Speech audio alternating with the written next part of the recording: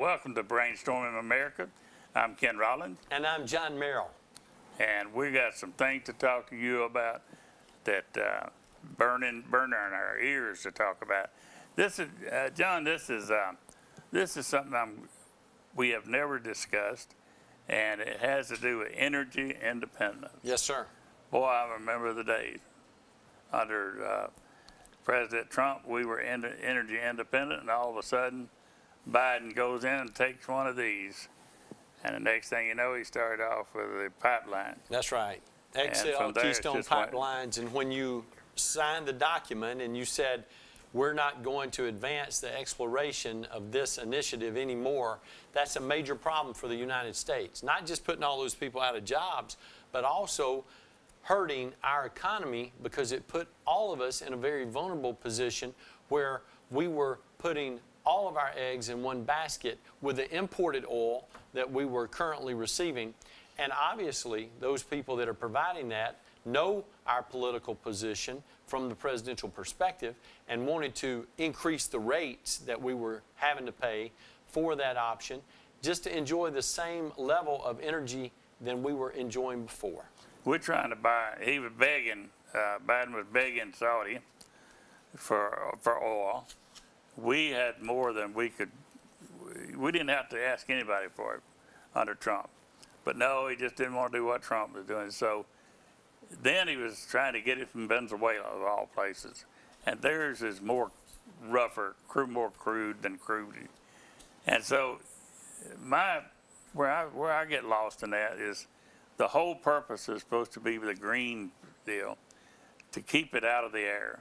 Okay, they were willing to put the Venezuela oil in the air, the carbon emissions from them in the air, and from Saudi Arabia, but not ours.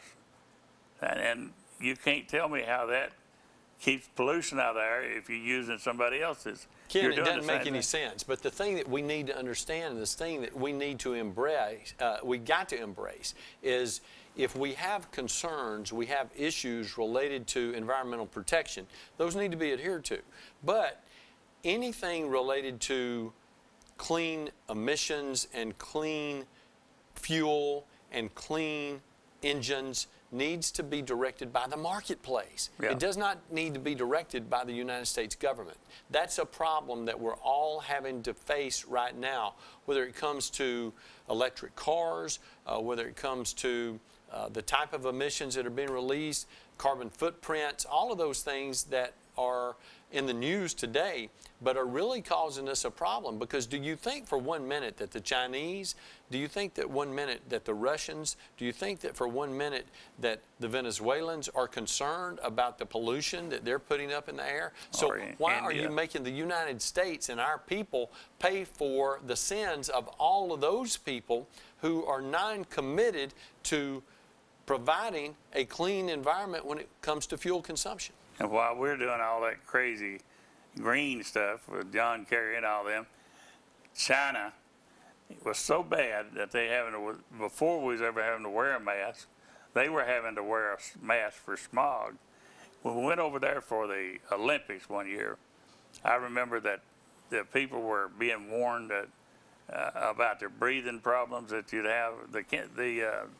The athletes were going to have to wear a special mask, because you couldn't even see building to building hardly in China. But here we are. They're sending their emissions up. The earth turns. We could clean a spot in the air. And as the earth turns, somebody else is on it now spewing emissions into that spot that we just cleaned. It doesn't make any sense whatsoever, Ken, and it's really disappointing when you think about what we're having to endure and we're having to embrace, because other nations are not committed at the same level that we are. And so if you're causing our people to have to adhere to requirements that are not universal across the board, what are you really doing? You're penalizing our people. You're making our people pay more. You're making our people respond to certain situations that others are not required to. They want to blame it on Putin and the war, and that ain't what it's about. It started with that pen when he went into office, and it's went downhill ever since then. Now, I want to go to another subject. it's all about brainstorming. We'll jump right over here on. We watched the fires burn in California, burn them to the ground. I live in the edge of a forest that is burned, controlled burned every year. I live at the foot of Cheehaw Mountain. Sure. You don't hear of Cheehaw Mountain catching on fire and burning thousands and thousands of acres and ruining people's homes and their lives because they got forest management in Cleburne and Calhoun and all these surrounding counties. In all the counties throughout the state because of the Alabama Forestry Commission. Right. And they make sure that controlled burns take place in all 67 counties. And if you've got an area that needs attention, all you need to do is call Montgomery. They'll assign the individual in your region of the state who will come and help you evaluate what it is that you want to have done and then make sure that it's done according to the standards and best practices when it comes to that type environmental cleanup. Yeah, well, that's something that's just so simple, but yet it seems that they can't get a hold of it. I think a lot of it has to do with the long-tailed rat that they say is a endangered species. Now, did you hear me? I got something for the long-tailed rat, my friend. Yeah. Yeah. But I mean, seriously, they have a thing called a 410, and maybe a 22 would take care of it. R-A-T, a rat. We got to go to break and talk about some money. You'll be worse than a rat. And we'll be right back with some more stuff. Brainstorming America. Be right back. And welcome back to Brainstorming America. We are Brainstorming America, and I got a subject for you with John Merrill here. And I got a subject this time that really gets under my skin, to say kind of. I don't really want to say what I'm allowed to say, or not allowed to say. Now, this is where I saw yesterday the badgering from California to the scientists of Florida regarding the CRT, and they saying the governor's meddling with the education of Floridians, and that he's ruining for the children. They're not going to get to learn about CRT. I watched one of those the View type shows that were attacking him and others. There's some of the MSNBC. They're attacking him. He's a racist because he's interfering with the education of blacks in the state of Florida. What's your thoughts? Oh, look.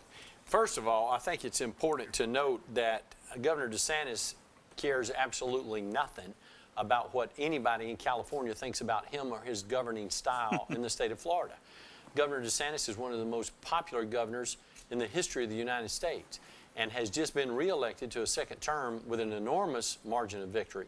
And I think that you can look for him to make a strong statement at the national level when it comes to looking at the presidency or the vice presidency or high national office. I think that Governor DeSantis takes each and every issue that is introduced to him, fully evaluates it as to how it impacts his people, in this instance, school children in his state, and then makes a determination about what is in the best interest of Floridians related to these issues, and then elects to pursue it post-haste. That's why he's been so successful. He makes decisions, he does it in a thoughtful manner, and he does it in a way that positively impacts the people that live there. And that's one of the reasons people want to continue to move to Florida, because they want to be a part of a state that has strong political leadership. And that's what Governor DeSantis is providing. This critical race theory issue that you've introduced, Ken, is just the next one in line. But again, I don't think that he cares what Governor Gavin Newsom from California says about him or his leadership style. I don't think he cares about what anybody else in the state of California thinks about him and what he's doing for the great state of Florida. What you said about high office, I hadn't thought of it like that, but if, with a big if for instance, he did not run for president, he would be the top man on my list if I were the president for a job such as Secretary of State or something like that. He would have a powerful position within my cabinet. And wouldn't you think so? Well, he has a lot of talent. He has a lot of ability. Cindy and I had the opportunity to meet him in March of 2015 in Atlanta at the Red State Gathering, and he had that audience in the palm of his hand when he spoke that day. He was still in Congress then, but he was looking to run for the United States Senate. Senator Rubio was going to vacate that seat in 2016 and not pursue it in the re-election bid, but he was going to run for the presidency. And that resulted in some concern. And then when Senator Rubio was not able to continue to advance his campaign, he went back to the Senate seat at President Trump's urging, actually won the seat again, and Governor DeSantis ran for re-election to his congressional seat there in the 1st District, and then actually ran for governor. And was elected and was successful and has continued to be successful. Well, that's something that meddling in the other states like that, we was talking about the California meddling in Florida, I think they need to take care of their own down there before they start looking. They need to take care of their own out there in California, because from their mudslides to their forest fires to the water problems they got water problems that they shouldn't have. I mean, this is no reason to have the. Ken, California's got enough problems to last the nation a lifetime.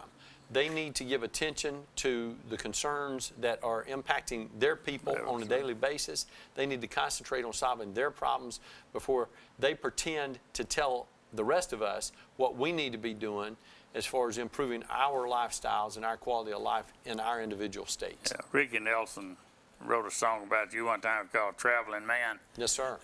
You're a traveling man, but are you keeping up with the local stuff that's happening? Not the local, but the everyday changes they got with you're getting to see all that stuff? Yes, sir, absolutely. Because I used to know when you were Secretary of State, you kept your nose at the wheel and was on the road, and I don't want you missing out on that stuff here.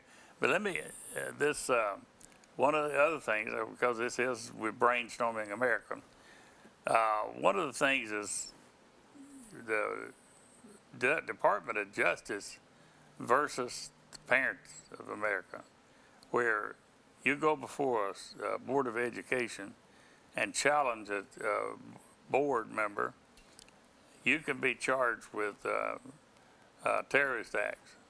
What do you think about that? Look, there's such a thing as free speech, and there is a way to express yourself in free speech. As a matter of fact, I just saw a painting this week that had occurred back in the 1940s or 50s of an illustration Norman Rockwell produced of a country farmer standing up in a city hall type environment and letting his piece be stated. And it said freedom of speech. And I was reminded of how people used to respect each other, because there were business people, there were church ladies, there were a lot of different kinds of folks that were sitting in that same environment when this gentleman stood up and took his hat off and was speaking to this governing body. And it remains unknown what that governing body was all about. But we don't have the same level of civility today that we had during the time when that particular picture was painted. One of the things that we need to do is to have a return to civility so we can have public discourse and public conversation about what's happening. But for people to think that because somebody is challenging their position as an elected official, that those individuals need to be identified, that they need to be investigated, that they need to be arrested, there's a real problem with that. That is a state that's similar to a Nazi state that we all saw in the 1930s and the 1940s in Germany. Absolutely. It's just a rerun, and it's something we should be pay attention to and not let it just roll off our backs. We got to go to a break, so let's take a break, come back. We got more brainstorming. Welcome back to Brainstorming America. I'm here with state. Somebody. I'm getting mixed up because he was the state Secretary of State. That's right. And he's no longer Secretary of State, and I'm going to get that mixed up. Bear with me, folks. I'm old. John, we was talking about Look, you've been doing it for 8 years with me talking about this, so your viewers are going to understand that, brother. Believe me. They think that. I appreciate that. I'm old. Anyhow, we talked some points I want to talk about, and this is things for everybody across America. Lowering the cost of all drugs, that can be done. And I'm going to tell you what I know it can be done is because I was looking at a particular drug that my daughter was on for seizures, and it's like $170. And somebody said, you ought to look at Canadian. That same medicine is $12. $12. And I talked to somebody, a friend of mine. Was the prescription identical? Yeah. Okay. And I talked to the folks over in behind the screens over at the VA. Same thing. They pay about that same amount for that same drug. Isn't that something? We got a VA that can negotiate. Right. But we don't have our Medicare and Medicaid and all But Ken, that. it's not just about meds, prescription medicine, things of that nature. It's also about insurance, and it's also about health coverage. One of the things that we don't have that we really need to have is a competitive environment so that people that live in this particular area, if they choose to go to Georgia to have a procedure done, if they choose to go to Mississippi, Florida, Tennessee to have a procedure done, they ought to be able to do that. If they choose to be able to have health insurance companies compete against each other for the services that are provided to that individual, they need to have the liberty to be able to do that. Having additional regulations and requirements from those insurance companies to make them competitive is what will actually lower the cost, because that's what happens in a competitive market. That's what we want to see. And that's what you're talking about when it comes to these meds, it comes to prescription medications, over-the-counter medications, and things that could be reduced in a more competitive environment. Yeah, this is the medicine that she was taking. It was I would say one of the most expensive, but it is expensive here. But I just saying across the lines, and I know in Mexico, but I wouldn't trust it from Mexico because they had some stuff called Ambien, if you're familiar with that. Absolutely. And it was no more than an aspirin, you know. I remember, I tell a story that Jerry Reed, you know Jerry, from the movies and whatever, he was a fishing buddy of mine. When you hot, you hot, my friend. Yeah, that's right. But when we fished Elm Hill Lake up in Tennessee, he asked for me to get the bait, and he's going to be ready to go fish at 5 o'clock. He's coming in from Hollywood, and he was ready to go fishing. Well, I go to the Elm Hill and catch the brim for us to fish with, and he come in. He said, "You're gonna have to go. You and Shorty, my booking agent guy, y'all gonna have to go without me." He said, "I am wore out from out there. You can keep the boat and go fish on it, and drop it off back." So I don't have any sleep. I ain't had any sleep. Shorty said, "Hold on, I got something." So he goes there and get 4 pills out of his car and hand them to Jerry. Jerry's putting in 10 minutes, man. That man was wide open. When you're hot, you're hot, man.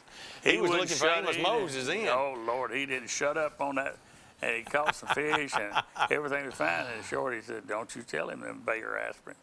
That was 4 Bayer aspirins, and it was just all up here. Absolutely. So them, it didn't matter how much them cost. I think I lost my sound here somewhere, but because I can't hear nobody. And so anyhow, if y'all talking to me, yeah, there you are. Let's see. I want to hit another subject here before you leave. The human trafficking thing we got it going on right now. It seems like it's just blowing over the head of the administration. That with the drug cartel, we're going to have to put an army against them. I don't mean National Guard.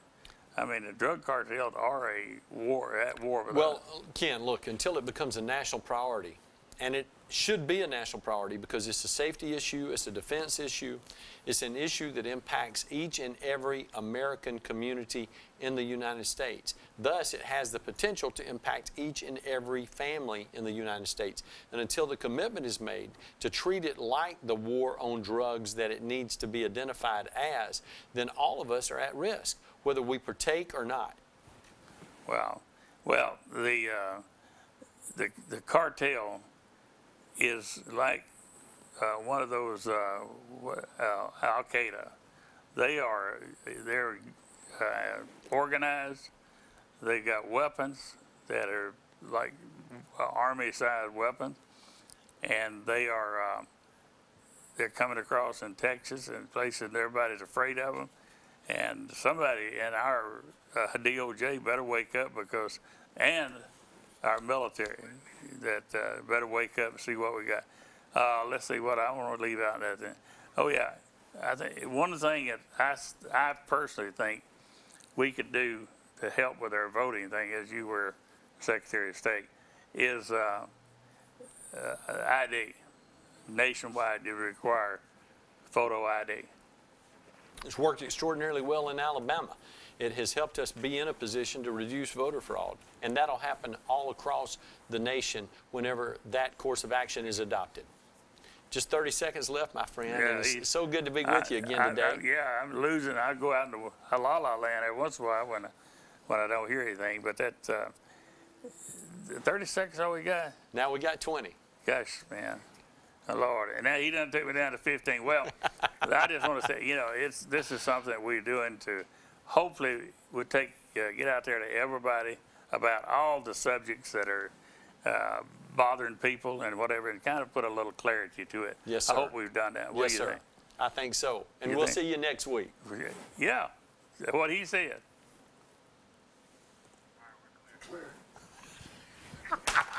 Thank you.